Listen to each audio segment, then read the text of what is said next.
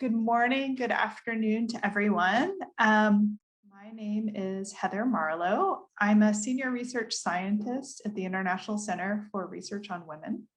And today we welcome you to our Women and Entrepreneurship Community of Practice, which is a joint community of practice. I am the co-chair of the Gender Community of Practice along with Sheila Salim.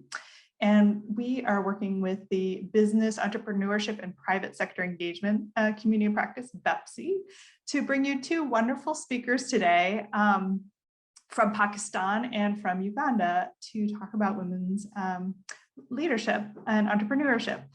And so we're really excited to have you join us. We'll get started with a short survey, and then we'll have our two speakers, and then we'll have some time for Q&A. So if you have questions as you're going, feel free to type them in the chat, and then we will get to questions and answers after both of our speakers. And so that should take up the rest of our hour very quickly. So without ado, one last thing, I do want to note that this is being recorded. So just that, so that you know that. I'm going to pass it to Lara. Thank you, Heather. Welcome, everybody. It's really great to see some familiar faces and names. I'm so happy to introduce Shavana, our first speaker. She is a rising development professional with multi-sectoral experience in nonprofit, social development, and entrepreneurial projects. She served as the documentation and communications officer for a program funded by the European Union in Pakistan called the Success Program, working in the Sindh region. And I actually had the pleasure of meeting a number of her colleagues in person, not her, I met her on video in December in Islamabad. Shavana was part of a team that introduced menstrual hygiene and management to the rural community and conducted some of the program's first focus group sessions on this topic. And she's now among the leading stakeholders of a new venture, which is called Aurat Raj. The translation is Women Rule. What a great name. This is an award-winning social enterprise that has partnered with 3 rural support programs in Sindh. So with that, Shavana has a business degree, specialization in marketing, and I happen to know she also knows how to make websites. And I'm going to pass the microphone to her and let her share some of her experience with us to start off the conversation. Thank you so much. Thank you so much, Lara. Just sharing my screen. Thank you so much, Lara, for introducing me to an amazing people present here. Well, I'm personally not an entrepreneur, but I have been documenting stories of rural entrepreneurs when I was part of Success Communications team. And now I transition to a new role at Aurat Raj, and that is a award-winning enterprise working on menstrual hygiene and management. And we have now partnered with 3 rural support organizations in Sindh, and together we are pioneering work in menstrual hygiene and management with rural communities by using femtech. So rural support programs provide social guidance as well as technical and financial assistance to the rural people based on 3-tiered social mobilization approach. We actually believe that rural people, including women, have innate abilities, they have innate potential to help themselves. They can better manage their limited resources if they organize themselves into community institutions or organizations. Through the program, the rural women form business development groups that include on average 10 to 20 on average women who possess basic skills of embroidery, of baking, cooking, ethnic work, jewelry, clay art, and much more. And an expert is chosen from the same village to train those women. And these groups are formed to showcase the stunning work of rural women in the market and to uplift their entrepreneurial spirit. But in their journey of entrepreneurship, they also face challenges that affect their overall productivity. I have jotted down some major challenges that they face. I'll start with lack of education. So here I'm not talking about only formal education, but also the awareness and knowledge about market demands, trends, customer preferences.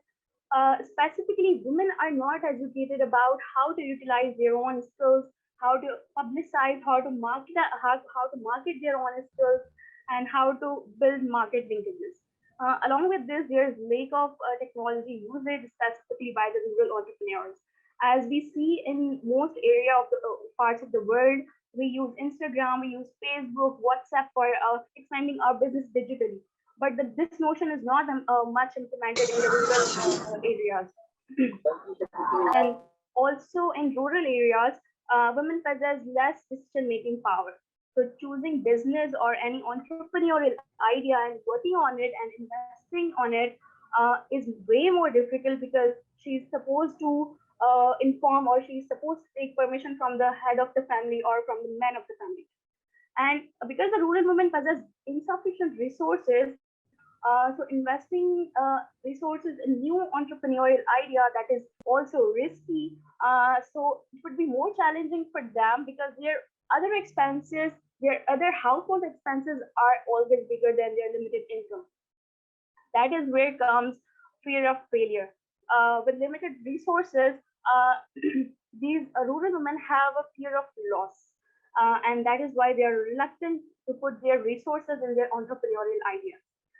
The other challenge is work-life balance. It's a stereotype, or you can say it's a myth that rural women are supposed to be bound to the four walls of her house, and she is only responsible for the household chores.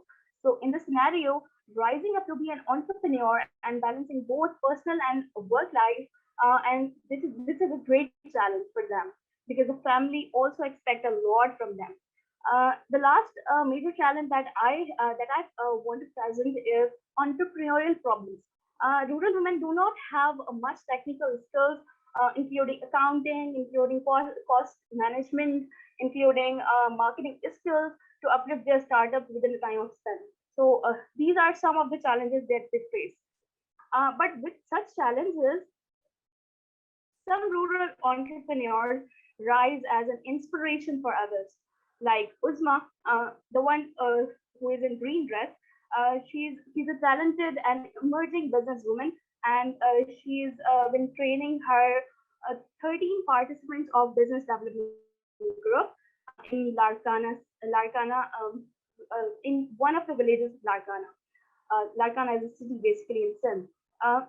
She is graduated and has some technical knowledge. So during the COVID-19, she took her BDG work to an online platform. She used her social network, and she started getting orders through WhatsApp.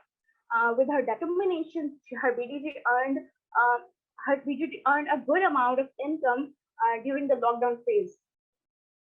Well, here comes my second topic, that is femtech and entrepreneurship.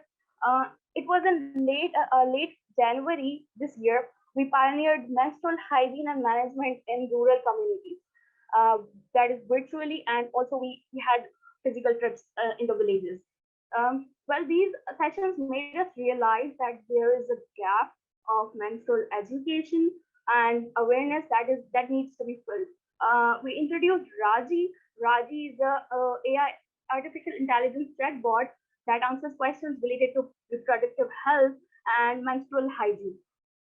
So as a femtech enterprise, we also found some challenges during our work with communities. I'll start with myths and taboos. In the discussion with rural communities, we found that there are several myths connected to the subject of menstruation. For example, girls do not want to talk about it; they feel embarrassed, and the rural women they don't take shower. They just don't serve food to the family during their menstrual cycle, because they feel something awkward about it. And we also found that the girls who are experiencing their first periods, they do not have knowledge about what menstruation is actually. They just feel surprised to have their first periods. So the society and communities believes in myths and stereotypes, and that are lasted for generations. And so destigmatizing such myths and accepting that awareness is needed on this topic is a great challenge. So societal acceptance is a great challenge for us. We also found language barrier during the discussion because most of the rural women they speak Sindhi, Urdu, Balochi, that are the local languages of their villages. And although Raji chatbot speaks English and Urdu, that is the national language of Pakistan, but it was difficult for them to understand. It was difficult for those who do not understand the language or the national language of Pakistan. So local language was, and the barrier was also a challenge for us. There was also a technological gap. We found an activity that rural women hesitate to touch the screen of chatbot because they have never experienced such things before, like touching the screen and the screen is answering to you. It was something new for them, and they have a hesitation to touch the screen. In the end, the major challenge is changing mindsets. Menstruation is unfortunately it is still found as a taboo in many areas. Rural women narratives indicate that they never discussed menstruation their menstrual problems in a group like they did our in our focus group discussions. So we need to change the mindsets. We need to bust the stereotype. We need to bust the myths, but it's a long journey to go. Now, here comes some of the services that we have been working on as a Femtech enterprise. Our curriculum is fully technology driven, and we have Raji. Raji is an artificial intelligence chatbot, and it's a conversational agent that answers questions related to reproductive health of women and menstrual hygiene and management. Our pilots also include Raji animated series that use powerful storytelling and to educate girls and women on taboo topics. And fortunately, we have Raji animated series in all Urdu language. That is the national language of Pakistan. And with that, we are also intending to convert Raji in local languages for better understanding of rural communities. We have also observed that education and awareness through focus group discussions helps to clear many confusions, and we can talk about many myths. We can talk about many problems they face in during their menstrual cycle. So, and it was easy for them to talk in a group because when they were watching others participating in the discussion, they, that was giving them courage to speak. Although busting myths is not an easy task, but we think that community leaders, if community leaders are given ownership by making them menstrual champions, the community people will be more familiar with their own leaders than us. They can agree with their own leaders than us. So we also discovered that girls who get their first periods feel so much depressed at school while at school, and that has a negative impact on their performance, on their overall performance in school, on their academic record. So if we engage adolescent girls through high school sessions, then we can help them resolving their menstrual problems while at school or while at home. This can give them more awareness. So the last service that we are intending to work is product availability. We observed that the rural women face difficulty in finding the cost-effective menstrual product in their nearby village shops, and they have to purchase costly because of less product availability. We suppose that business development groups of these areas can help them and can play a vital role in creating non-washable or washable pads as per the community demand.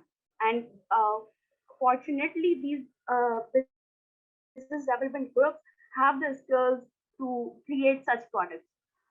And in last, we are so proud to have to present our first achievement. We have our baby as our first menstrual champion. She has just attended our first virtual session on menstrual hygiene and management, and after that, she has given more than 5 sessions in different villages of Sindh. She talks about myths. She talks about proper menstrual management in the sessions, and she is just a star. With that, I'll end my presentation here. Thank you so much for listening. Thank you so much, Shavana. That was a really interesting presentation. I'm sure if you have questions, please go ahead and type them in the chat. And now we're going to shift to our second speaker. I'm pleased to introduce Prema. She's a social innovator, a gender and youth and development expert and entrepreneur who started her first business at age 26. She is the founder of SETA, the Century Entrepreneurship Development Agency, in 2007, which is a humanitarian organization specializing in education, leadership, mentoring, and social entrepreneurship development for women and youth in Uganda. Prema is a graduate of Peace, Conflict, and International Development, an Aspen Leadership Fellow, a Senior Synergos Fellow, a VVL Lead Fellow, and a Global Ambassador for Let Girls Learn, a Michelle Obama initiative. So we have much to learn from her amazing experience. And during her fellowship at the Advanced Leadership Initiative at Harvard University, she designed the Plus Africa Leadership and Employment Linkubator, which is an initiative to create employment pathways for 1 million youth in Africa by 2030. Her work has been recognized by President Barack Obama in 2010, and she's won several different international awards, including the Fortune and Goldman Sachs Global Women's Leadership Award in 2014, the Islamic Development Bank Women and Peace Development Bank Award in 2018. And she was also named one of the most influential African women in welfare and civil society in 2016 by CEO Global. So we're really pleased to have Prema and her expertise. And so Prema, welcome, over to you.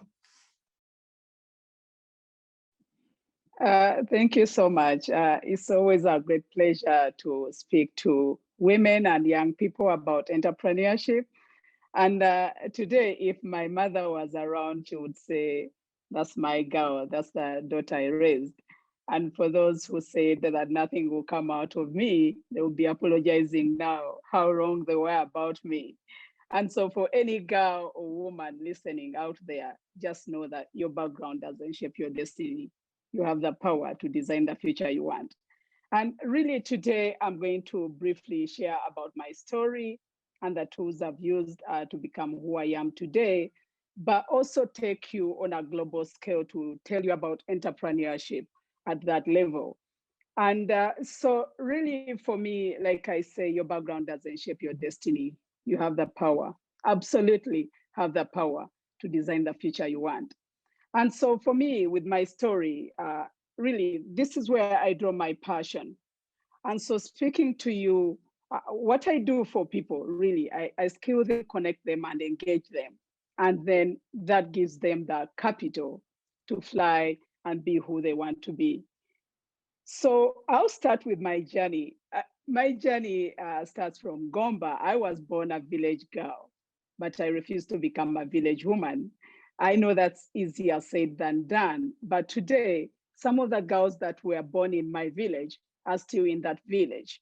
So the difference between them and I is the fact that I got the opportunity to have education. So for me, when I talk about women entrepreneurship or women empowerment, that's where it starts, quality education. Because when you educate girls, you break the intergenerational cycles from their homes. And today, to date, I've impacted over 186,000 girls and women and young people, including boys. So really for me, it's about social development. Economic independence is so critical, but also active citizenship, because we want women to be active citizens.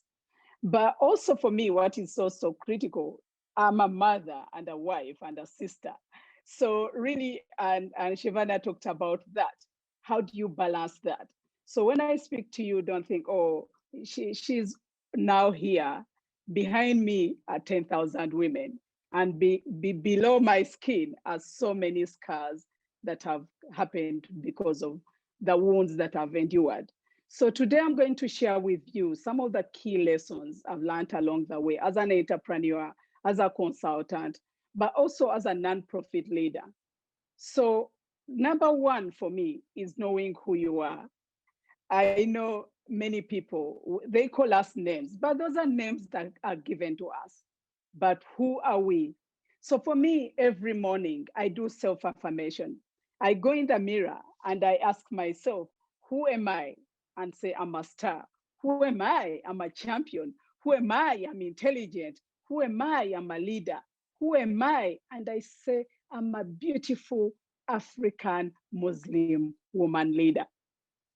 And with that, I reaffirm myself, and nothing can break me, nothing can put me down once I know who I am. So for any entrepreneur, that's the first step. Know who you are. And secondly, of course, is about dreaming. If I had stayed in my village and I hadn't dreamt big, I wouldn't be who I am today. So no dream is too big. And we've seen that over the years. People dream, but you don't just dream.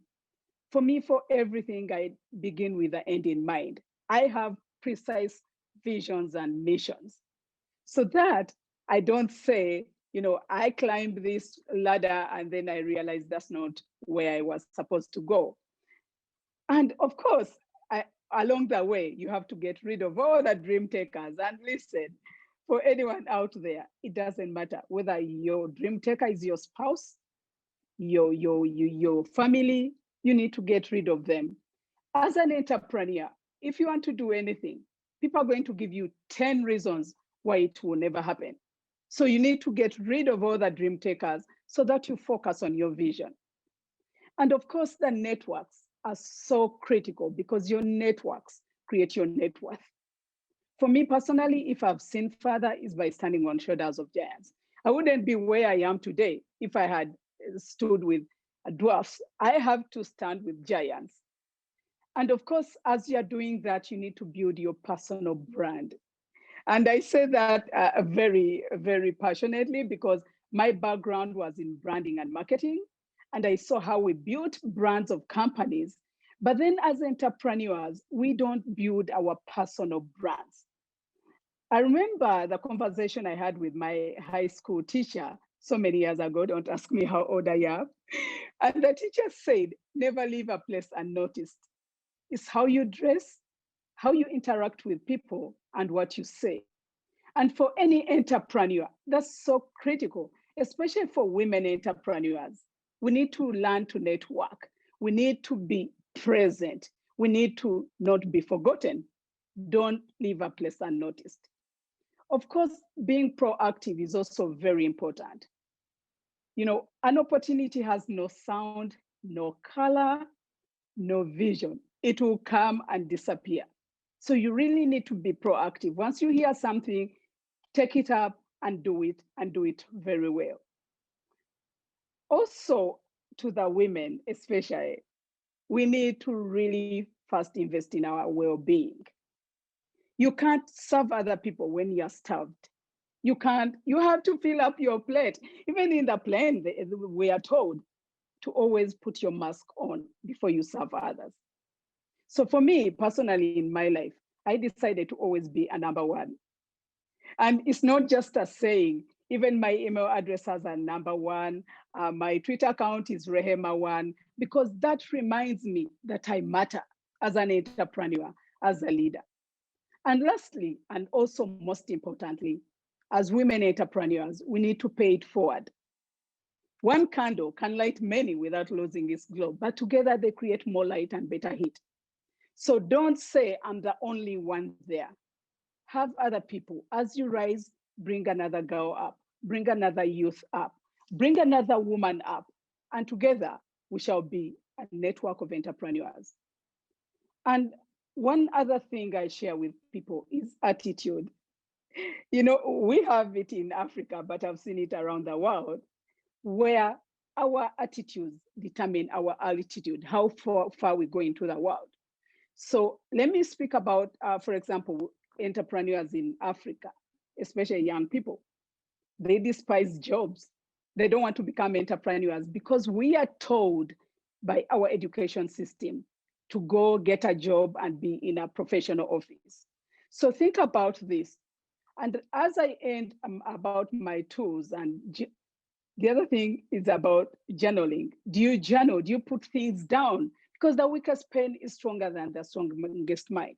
So put things down, write them well. The 5D cycle, you need to discover who you are. You need to dream big. You need to design and have goals. You need to develop key skills and character. And that will lead you to a destiny. But guess what? You need to think about it now. You need to tell your story. We need to write our narratives as women entrepreneurs, because so many people write our narratives. But what is your narrative? Think about it. Think about your narrative and write it. And very briefly, let me take you through what entrepreneurs need, what I've seen globally around the world. I gave you this picture because many times our visions are so crowded. But think about all the skills you need as an entrepreneur. So today I'm talking about an entrepreneurship spirit and an entrepreneurship mindset. And when I speak to entrepreneurs, they say that they need funding, they need money. But before you get money, you need all these other skills and tools before you can get to the money. The money will come to you.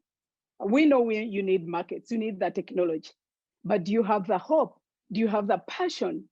So as an entrepreneur, and if you want to become an entrepreneur, think through, and of course our cultures and religions.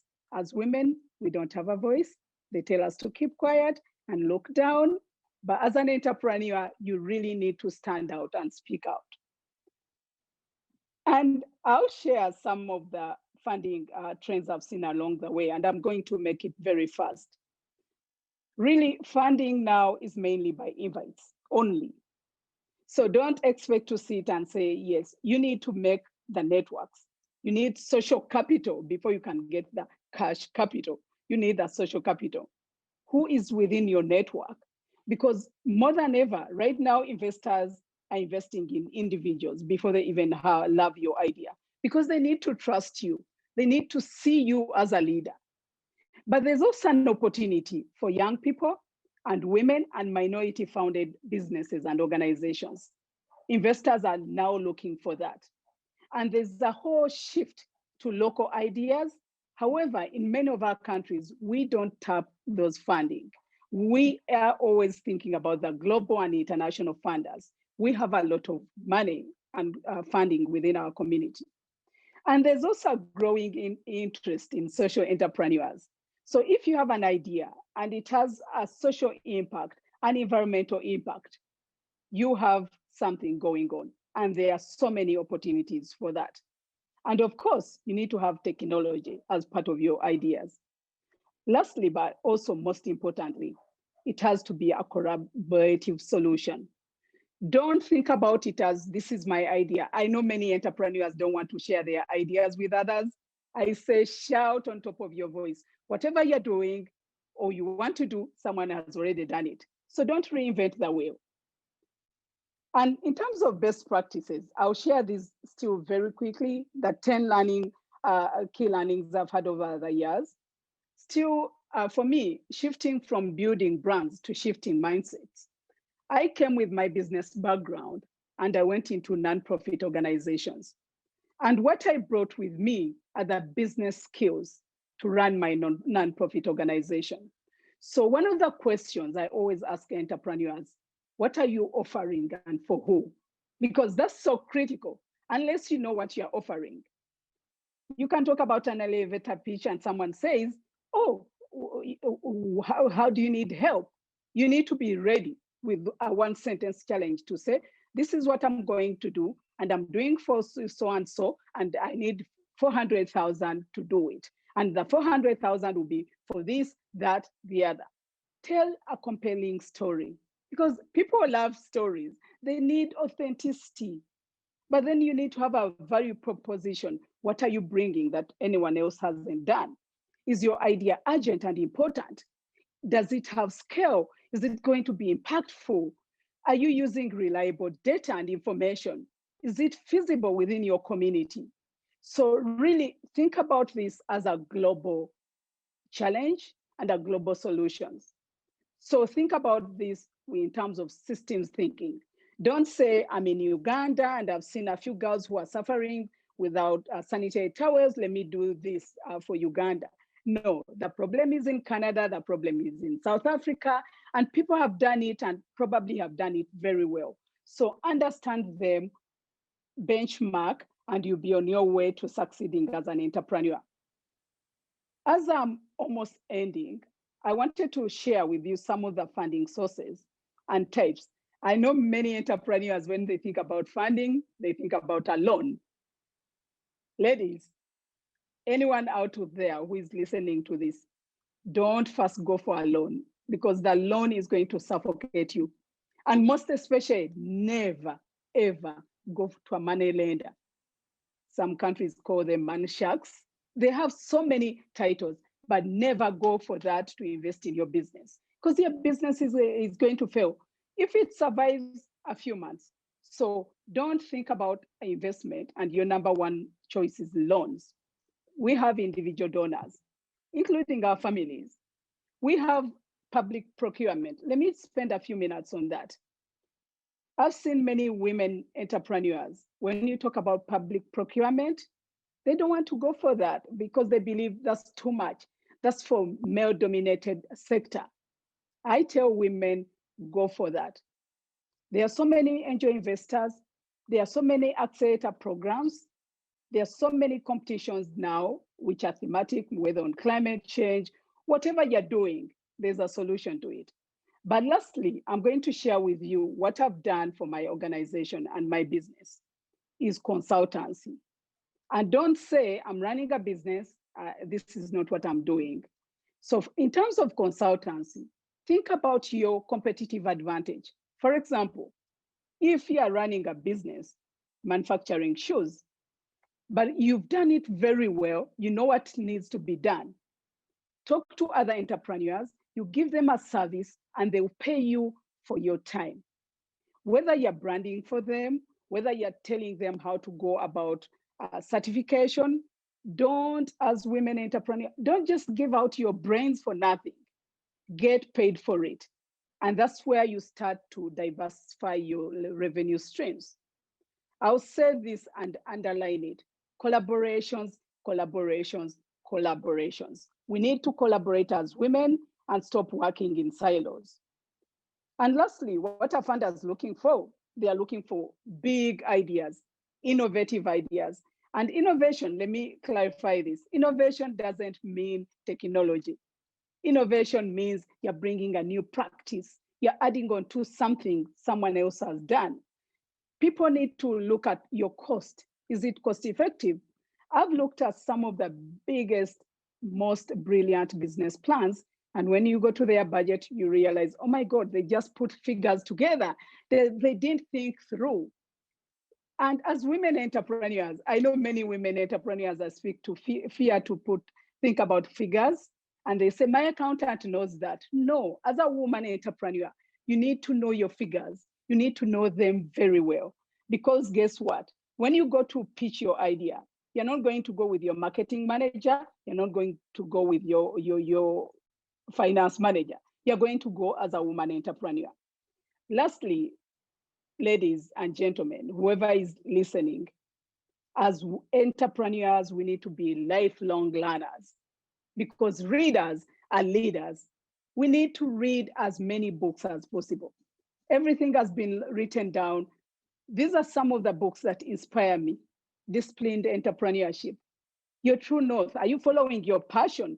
Or because someone has started a shop selling shoes, you also go and sell shoes. Is that your passion? Or is your passion starting a kindergarten?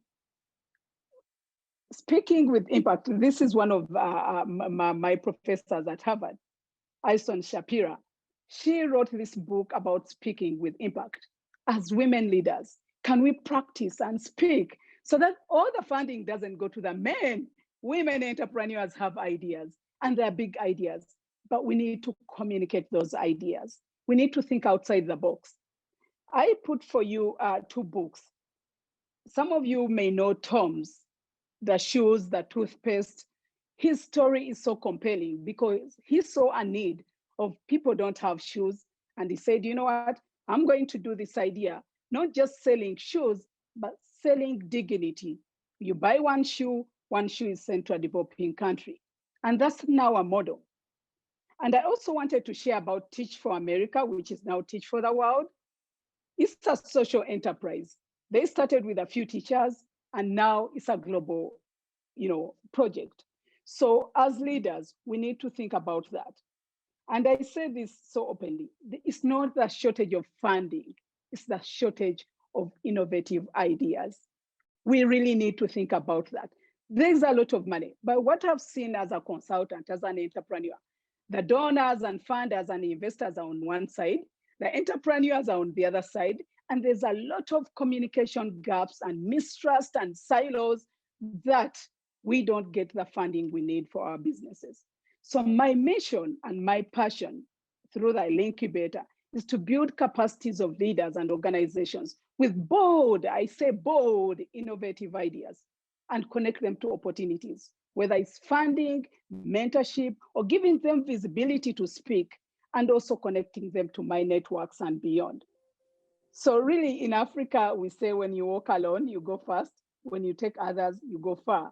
So for me, my commitment and my promise is for any woman entrepreneur and any young entrepreneur out there, I'm ready to pay it forward by supporting you to have your idea, incubate it, and take it to the world.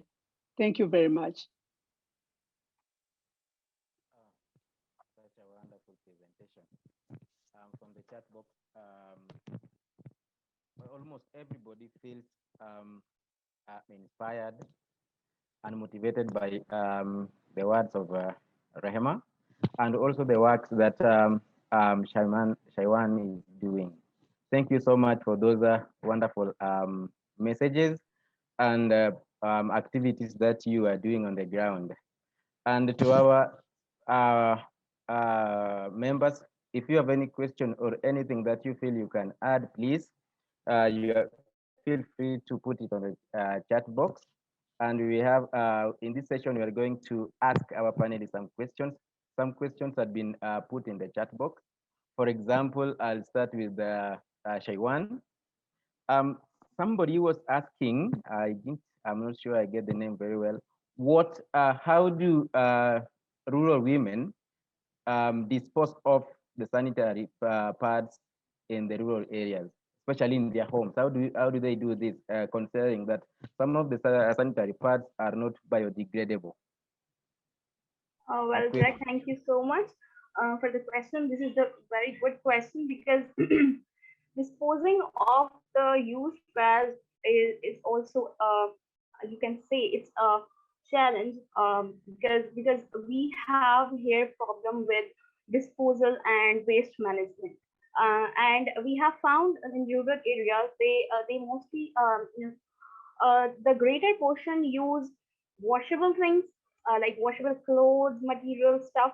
And if the young generation is using the non-washable pads and disposing of, like they just put it in the dustbin and you don't know where it will go. And I want to add that we have done an activity in our last physical trip in one of the villages of Sindh. We have demonstrated them and a complete procedure of how you can just dispose of, how you can fold and just cover it and wrap it, the used pad. So yes, this is not convenient because there's no such disposal management, or you can say waste management. So it's an area that needs to be worked on.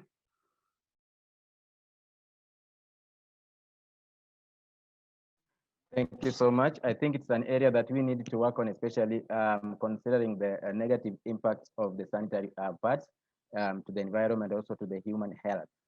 And this question I really want to ask Prema. Is there any formula or a particular strategy that a successful female entrepreneur can follow?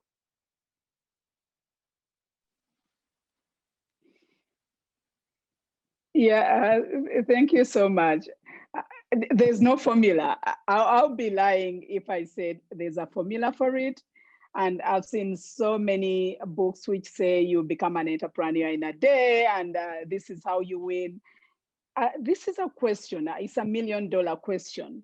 But what I'll do, let me share with you, for example, my mother's story.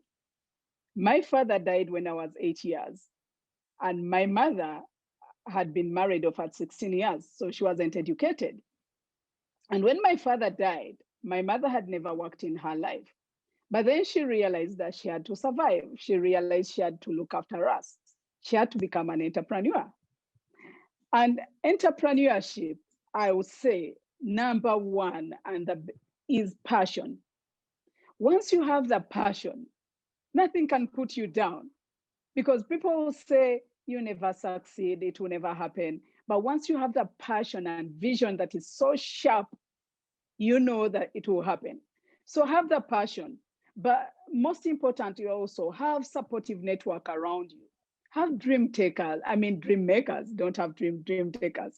Have dream makers in your life, because those are the women and other people you bounce off ideas to say, hey, I'm going through this, how do you do it? Especially for the women entrepreneurs. We are expected to do housework and also have money, and now we are doing the homeschooling. So how do you balance that? It's not a question of balance. It's a question of first feeding yourself so that you are firm enough, and then you bring other people. So entrepreneurship, passion, focus, laser focused on your dream. Thank you so much. Jack, can I add a line in it? Yes. Continue. Rema, I'm totally agreed with your thought. Entrepreneurship needs passion. It needs leadership traits. It needs influence. And I have seen in many rural entrepreneurs, they don't have much funding, but they have passion to work. They have passion to innovate something. So yes, entrepreneurship needs collaboration, passion, and skills. Thank you. Rema just mentioned something that female entrepreneurs need to balance between work and home. And I'm wondering, are there conflict strategies that can be used to ensure that economic inclusion activities don't add to the existing high demands on women's time, for example? Shaiwan?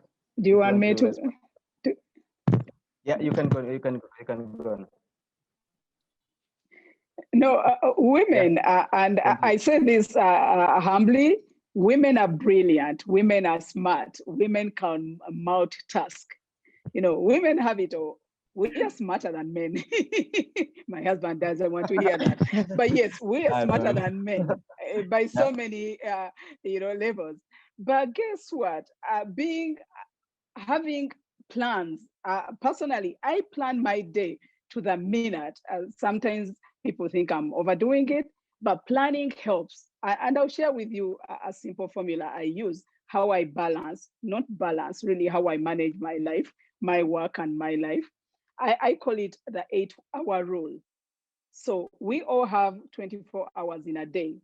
Ideally, 8 hours are supposed to be for, ideally, like I said, ideally, 8 for work, 8 for sleeping. So 8 is my time. So personally, the 8 hours is where I do personal development, personal wellness.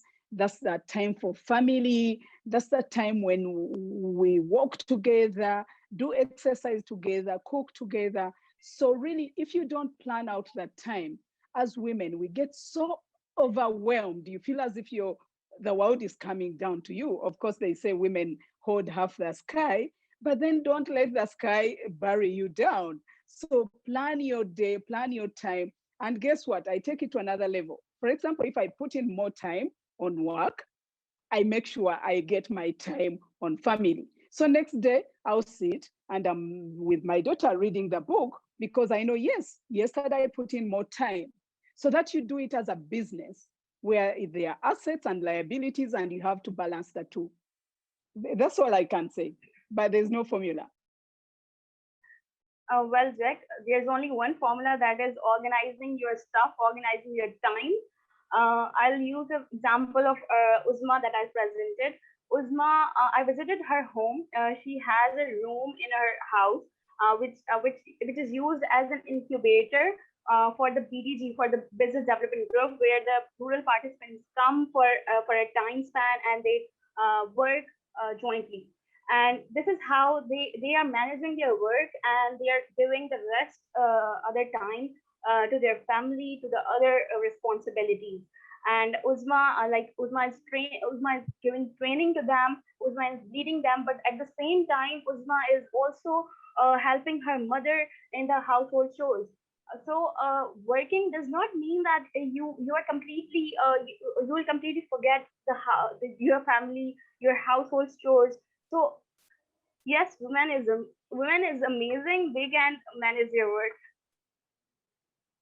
Okay, so much. And I love the fact that you are bringing out the idea that women are so much blessed relative to men. And I think this is true, considering the fact that when I look at how my mother manages her home, and how with the little education she had, then I think women are so much ahead of men.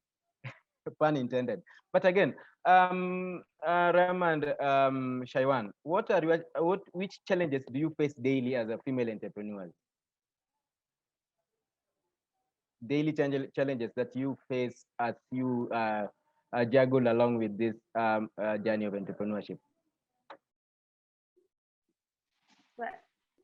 For me personally, I'll speak about starting out at 26 years, challenges of networking, where you have to go home and you look at your family, but then people want to network in the evening and you can't do that. But still, as a woman entrepreneur at an early stage, I knew that I had to swim with the sharks as a small fish without being eaten. So what I did is I didn't fit in. I didn't have to fit in. I've developed what I call non-negotiables. And I also speak as a Muslim woman. There are things I can't do as a Muslim woman. There are places I can't go to. I remember I had a client who told me, you need to meet me in a bar. And I told him I never come to bars because I'm a Muslim woman. But that whole knowing who you are and not wanting to fit in just because you want the business or you want to succeed is so critical for a woman entrepreneur and for the young entrepreneurs. And I say this openly, there's a lot of sexual exploitation and harassment. I've been through that where I see these men coming to me and I'm like, I'm going to, show you who I am. So as a woman, not to compromise your womanhood, not to compromise, so that you go and compete on merit. So that once you're sharp enough, you're smart enough, and you know things and you can communicate, people will let you in. So, but the confidence you need to take is so critical. But as a woman, the challenges are too many. And if we focus on that, we shall never get anything done. But you just need to learn how to navigate it. Okay. Well, Jack, Shaiwan, I would like you to Shaiwan, I would like you to respond to that question, and also to give strategies on how to increase women confidence, because a lot of rural women don't have the confidence to pursue entrepreneurship activities. Please respond that in maybe a minute. Okay, I'll respond to the first question that you asked, that what are the daily challenges we face. So I'm now living in Sindh province of Pakistan, and as I can not explain it because I'm working in a femtech enterprise that is working on menstruation, and I cannot sit with my family and talk on menstruation problems. Like I cannot discuss it with my brother because we do not used to do it in our past. We also have got awareness that yes, this is a taboo and we need to work on it, and we need to increase our knowledge, and we need to increase other people's knowledge. So yes, that is the problem. That is the daily challenge that I face, but I'm now overcoming this challenge because I'm having that confidence to talk about menstruation. Okay, the second question was how to increase the confidence of rural women. So, Jack, it needs time. Like Success Program is a 6 year long project, woman-led project. They have first made organizations, community organizations, and believe me, that time rural women were reluctant to participate in the meetings, in the routine meetings. And when they it takes time to realize their own abilities. Like they have been working in their home, they have been sharing their work with the neighbors, but they were not charging any cost. They were not charging any prices. So we need time to make them realize that yes, you are something. You need to do something. You have the potential to work for yourself. And with Okay, time, thank the you. confidence increases. Thank you. Okay, thank you so much for the responses, Shaiwan. Thank you so much. I'd like to welcome now Sheila to give the final give us time for each speaker to give a final comment, and also to give also space to Fozia. Fozia, I don't know whether it's here or here, but he has raised his hand. And I know Sheila will give you the space also to ask a question in 30 seconds. Sheila, welcome. Sheila is also youth advisor for the gender community practice. Sheila, welcome. So thank you very much, Jack. Clearly from the chat, you can see that this has been an enlightening. So from the chat, we can clearly see that this has been such a lively engagement, and I know people will want us to stay for a little bit more time, but I can see I have two hands, so I'll give Fauzia I'll give you just 1 minute, and also Rogers just 1 minute to either ask what you're asking or just give a comment, then I can close up. So we'll start with Fauzia.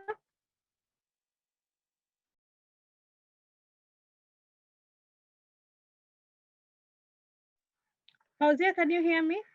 If not, Rogers, if you're in, you can take it up for 1 minute. Thanks so much. I have a question to Prema, being that I work with young people and I'm also working with the young women. The most challenging part that we young people and women are facing is visibility. How is Prema supporting young people and young women in profiling their initiative for the purposes of what they are doing, being known outside there? Thanks so much.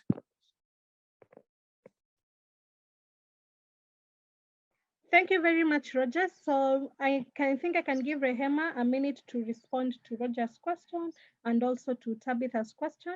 Then I'll give it up to the team to share the results of the survey that we had just run. So Rehema, you can take it up. Yeah, very briefly on visibility. And if you remember what I said about that, first of all, you need to have a story. You need to have a story to tell. And personally, I've been frustrated at Harvard Business School, where I saw all the case studies from the emerging markets, and there was almost none from Africa. And I'm like, how come our stories, entrepreneurship stories, are not getting to the mainstream? So one of my passions and purposes for the next 10 years is to produce case studies from African entrepreneurs, so that we amplify their voices. I belong to so many networks, but one of the challenges, and goes to the question before, the women and young entrepreneurs don't have the confidence and they can't communicate, they can't tell their stories.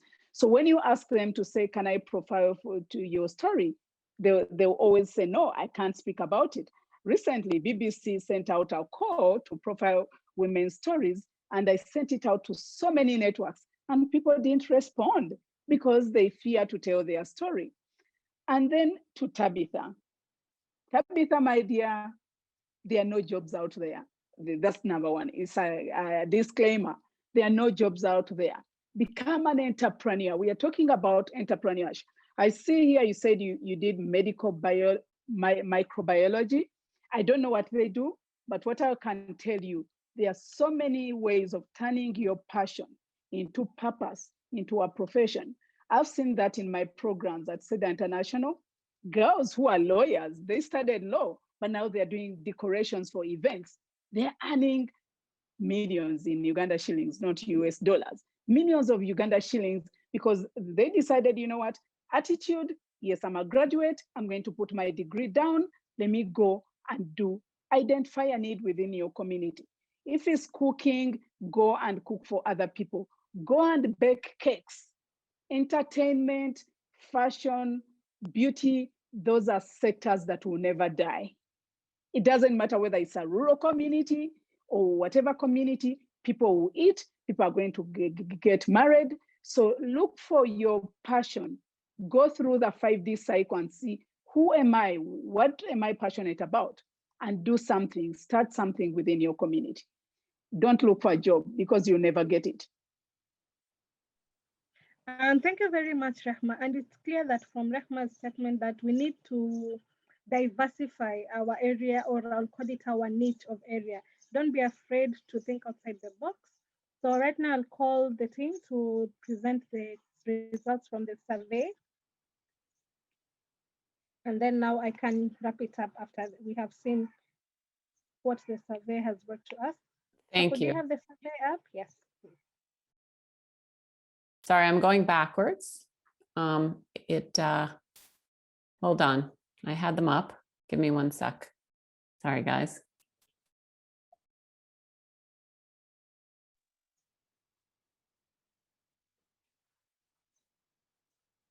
Here we go. So, yeah, okay.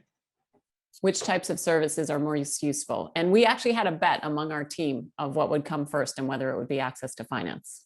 And it was. Can we go to the next? Sorry, the first one, same. Lack of capital, access to finance as the first constraint. Gender discrimination and bias as the second. Training as the third. This is where I think there is a debate to be had. There's been a conversation on the chat today about that. Okay, and the last thing I did want to announce today, I want to thank a few folks who have been here today, who I asked to attend, who had to step out of management meetings and couldn't speak, but we are having a Francophone group in June. The discussion will be all in French on this topic. And also there is going to be a small meeting looking at the establishment of a blended finance fund for women's social enterprise. And Katie and others who've been asking us what our product is, we think that our product for the community of practice could be the design of this fund.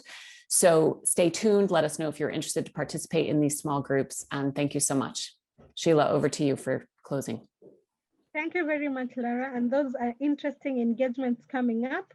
So I know we shared in the chat box that you can join the community of practice. We have several. We have the gender, we have BEPSE, like the one we are co-hosting this event. We also have youth engagements. So kindly please feel free to sign up to the community of practice. It's an avenue where you get also to meet great people like Rehma, great people like Shavana, great people I can see Judith, I can see Rogers. So also feel free also to, I usually like saying, don't be afraid to slide into their LinkedIn. You already have the official name, slide to those LinkedIn, just give a small introduction that this is where we've met. I know I've done just that with Rehma. So just slide in those LinkedIn profiles, check them out, send those requests, and also feel free to reach out for help when you need. So from us and the team from YP2LE and USAID, we would like to thank you very much for attending this webinar, and we are looking forward to have you in our next webinar. And hopefully you've gotten all the nuggets. And I'd like just to repeat what Rehma said. It's not that it is lack of funding, it is lack of innovative ideas to get funding. So thank you, everyone. Great, wonderful, everybody. Thank you so much. It was great connecting with everybody today.